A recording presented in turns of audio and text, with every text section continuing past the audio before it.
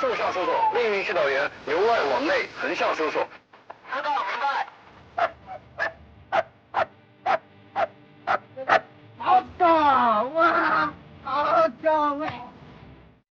你把这个数学做下来以后，对方上来。啥呀？收银员。到了，搜就到了。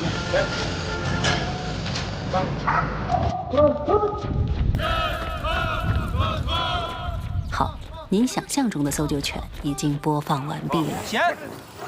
接下来看到的搜救犬，恐怕会跟您的预期有一些落差。上，定，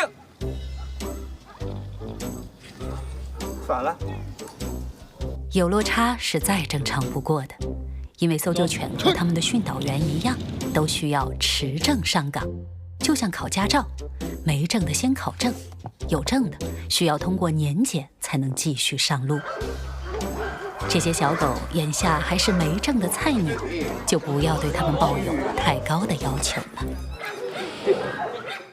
这是尤里，刚满1岁的雄性马犬。哎，好的，这是我带的第3条狗。它在训练中很容易走神。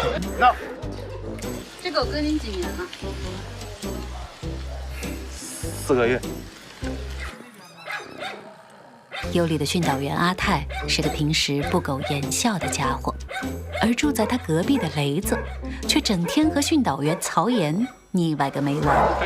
拍照。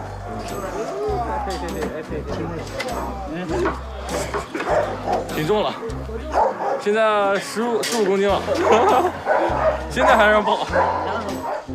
5个月的雷子是德牧和马犬的后代，因为长得憨，可以说是队里的团宠。